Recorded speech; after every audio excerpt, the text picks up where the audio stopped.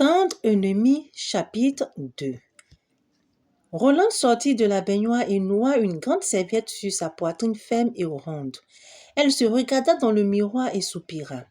Ce n'était vraiment pas le moment de paraître stressée ni de montrer un visage boutonneux. Elle essayait depuis le matin de ne plus pleurer. Mais c'était si difficile.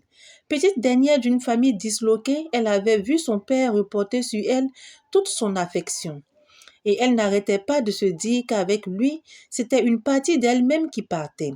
Avec un autre soupir, Roland ouvrit la porte du meuble où elle rangeait ses produits de beauté. Elle sortit un lait corporel et une crème de jour. Elle s'assit sur le rebord de la baignoire et commença à s'enduire le corps de lait. Toute nue, elle se regarda dans la glace murale. Elle avait une très belle silhouette et surtout des jambes galbées qui attiraient toujours les regards lorsqu'elle était en jupe culotte ou en pantalon court, tenue qu'elle affectionnait tout particulièrement. Tout en réfléchissant à sa rencontre avec Alban Évry, Roland s'approcha de nouveau du miroir et posant dans le creux de sa paume une noix de crème de jour. Elle s'en noignit le visage. Dans ce visage carré et sous des sourcils finement épilés, les yeux ronds et légèrement exorbités s'attardèrent à travers le miroir sur le nez droit avant de marquer une pause sur la bouche aux lèvres pleines et de redescendre sur le cou. Roland ôta son bonnet de bain et libéra de longs cheveux qui, grâce à l'adresse du coiffeur, tombaient en boucle sur ses épaules. Elle les toucha avec une nostalgie anticipée car ce jour même on devait les lui couper en signe de deuil. Sa mère lui avait suggéré au téléphone d'en ôter seulement quelques boucles. Vêtu d'un pantalon noir et d'un chemisier en crêpe de la même teinte, Roland se maquilla rapidement, chaussa des sandales à talons, prit une paire de lunettes noires et sortit de son appartement. Sa voiture l'attendait en bas.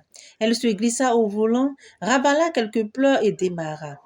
Elle se retrouva dans un embouteillage sur le boulevard Lagunaire au niveau du stade Houphouët-Boigny en direction du pont Général de Gaulle. Des vendeurs de journaux à la criée circulaient entre les voitures. Le regard de Roland fut attiré par un magazine que lui tendait avec insistance l'un d'eux. En couverture s'étalait une photo en couleur avec le titre suivant. Alban Évry, héritier de Chemicals, quel avenir! Quoi? C'était donc Alban Évry, l'inconnu qui lui avait parlé dans l'avion. Elle l'avait aperçu à un bal de promotion 10 ans plus tôt. Comme il avait changé. À l'époque, il était déjà beau, mais là, avec l'âge, il s'était carrément bonifié, comme le vieux vin. Tout à ses pensées, Roland ne s'était pas rendu compte que la file de voitures avançait. Un furieux coup de klaxon la ramena brutalement sur terre. Elle haussa les épaules et appuya sur l'accélérateur. Elle contrôlait difficilement les battements de son cœur. L'homme dont elle était secrètement amoureuse était celui à qui elle devait la mort de son père. C'est en effet, après des explications houleuses au cours desquelles Alban aurait juré de le traîner en justice et de salir sa réputation, que Fabien Yobo avait eu la crise fatale. Comment pouvait-elle tomber amoureuse de cet homme, si beau fut-il?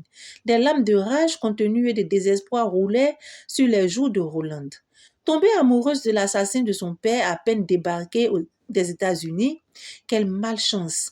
Les images des obsèques qui avaient eu lieu 4 jours plus tôt défilèrent devant ses yeux. Roland venait de franchir le trajet embouteillé. Elle se pressa parce que le reste de la famille devait déjà se trouver chez le notaire. Cela faisait très série télévisée, cette histoire de lecture du testament chez le notaire. Mais, puisque Fabien en avait décidé ainsi, elle parqua sa voiture dans l'espace réservé aux clients du supermarché Nour Al-Hayat et couvrit le reste du chemin à pied. L'étude de Maître Anja se trouvait dans un immeuble de l'avenue Chardy. L'ascenseur tarda de quelques minutes, mais finalement arriva. 2 personnes qui attendaient aussi se joignirent à Roland. Elle appuya sur le bouton 3 et inspira pour se donner une contenance. Le système de déverrouillage électronique fut actionné dans la seconde qui suivit l'échange verbal entre la réceptionniste et Roland. Celle-ci poussa la porte et entra. Après une brève conversation avec la secrétaire, Roland fut introduite dans la salle d'attente. Joseph, Tristan et Mélanie, leur mère, s'y trouvaient déjà. Elle s'excusa pour son léger retard, salua Maître Anja et embrassa les autres. Tous paraissaient nerveux, surtout Mélanie. Le notaire les invita à entrer dans son bureau. C'était un homme relativement âgé, mais encore alerte. Il était élégamment vêtu et s'exprimait fort bien. Roland se sentit tout de suite en confiance. Le regard de Roland se porta sur sa mère. Elle ne l'avait jamais vue autrement qu'en étrangère. C'était une fort belle femme et malgré les années, elle n'avait guère changé. Roland se reprocha intérieurement de jeter sur cette femme chargée de bijoux un regard quelque peu méprisant. Mélanie n'avait pas eu honte d'abandonner mari et enfants un beau matin et de ne s'assurer de leur existence que le jour de leur anniversaire. Que venait-elle faire ce jour? S'assurer que Fabien l'avait aimée jusqu'à la fin de sa vie et qu'il ne l'avait pas oublié dans son testament. Le notaire, par une petite tour, ramena tout le monde à la réalité. Un sourire bienveillant naquit sur ses lèvres lorsqu'il promena son regard sur toute la famille. Il tenait de les rassurer car il sentait obscurément que la lecture de ce testament allait déclencher quelque chose de grave. « Je vous en prie, je vous prie de m'écouter attentivement, mesdames et messieurs, annonça Maître Anja. Cette phrase fit sourire Roland. Elle croisa les jambes et tenta de prendre une pose tout à fait décontractée. Attitude qui ne trompait personne en vérité. Maître Anja sortit d'un de ses tiroirs une enveloppe en papier grave scellée. Il la posa sur la table avec cérémonie, comme on manie quelque chose de délicat et sourit encore. « Voici, dit-il, le testament de Fabien Yobo. Il l'a revisé il y a 3 mois, après la crise qu'il a envoyée à l'hôpital. Malgré les apparences, il s'attendait au pire. Maître Anja, s'armant d'un coupe-papier, fit sauter les différents seaux de cire. Le cœur de chacun des Yobo battait la chamade.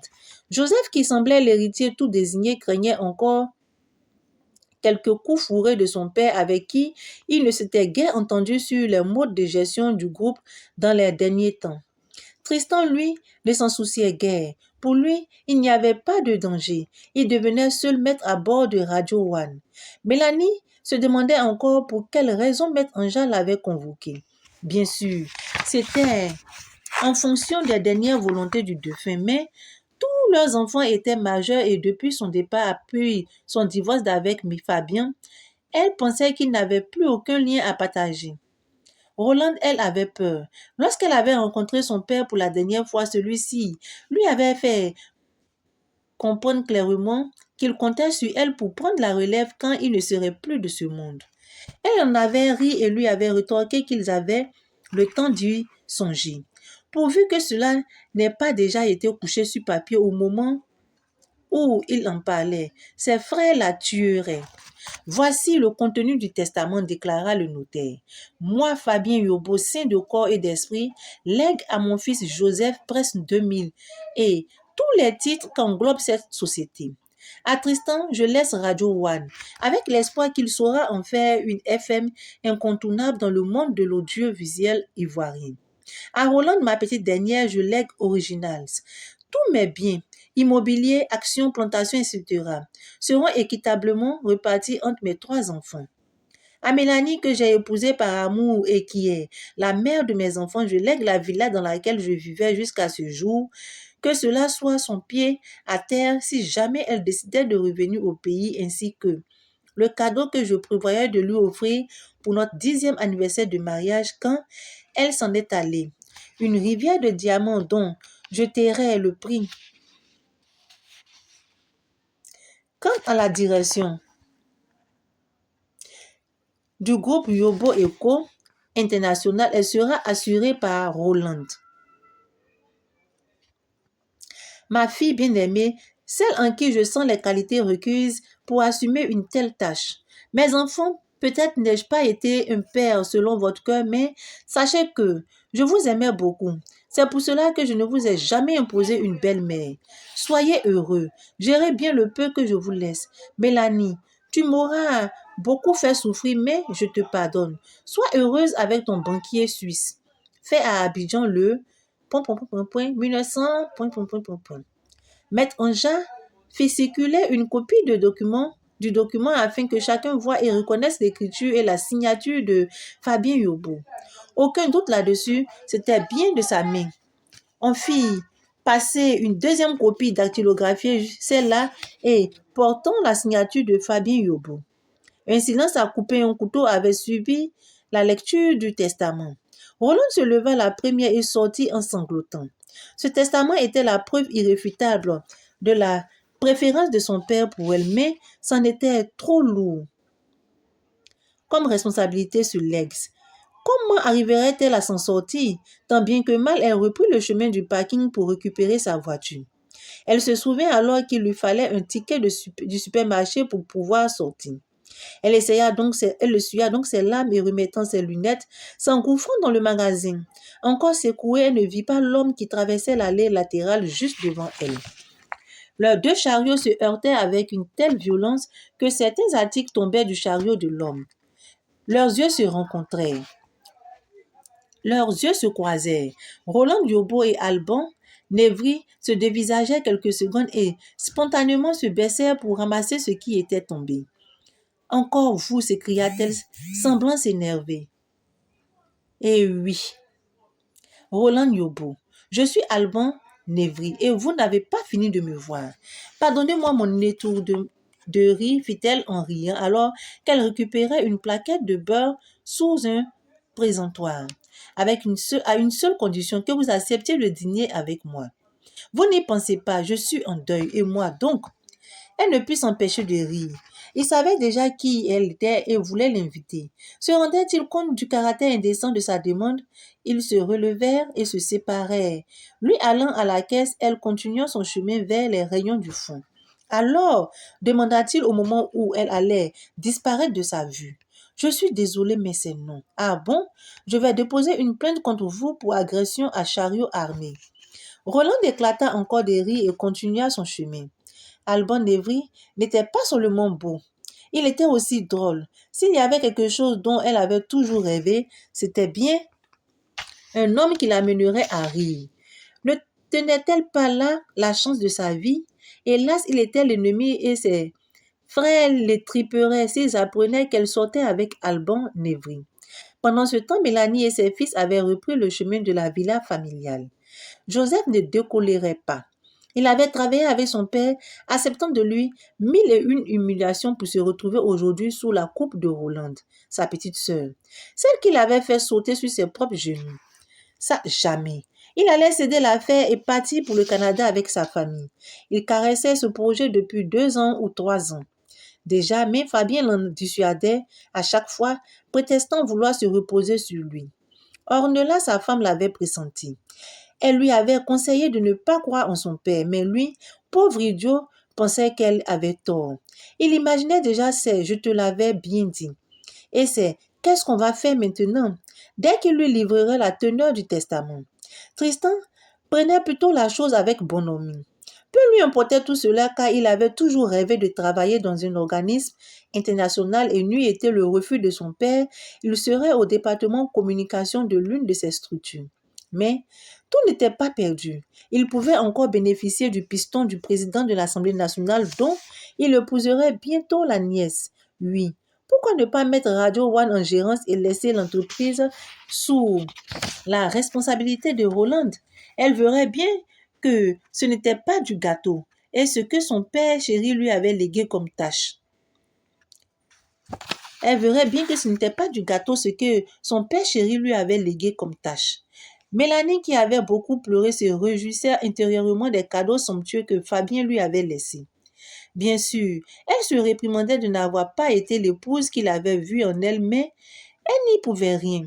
La vie avec Fabien toujours absent et 3 enfants à élever lui pesait. Surtout qu'à l'époque, l'homme n'était pas aussi riche et qu'il y avait de quoi aller voir ailleurs. Avec Anne, les choses allaient plutôt bien, mais depuis, elle commençait à se lasser de lui. Heureusement, il était vieux et d'une santé précaire. Non pas qu'elle l'enterrât déjà, mais enfin. Alban arriva chez lui. Il se réjouissait d'avoir jeté les bases d'une stratégie. Le piège devrait fonctionner sans problème. Il avait assez d'expérience avec la jante féminine pour savoir quand les choses étaient en bonne voie. Roland ne lui échapperait pas. Waouh! Sur ce, je vous dis à bientôt. Bye!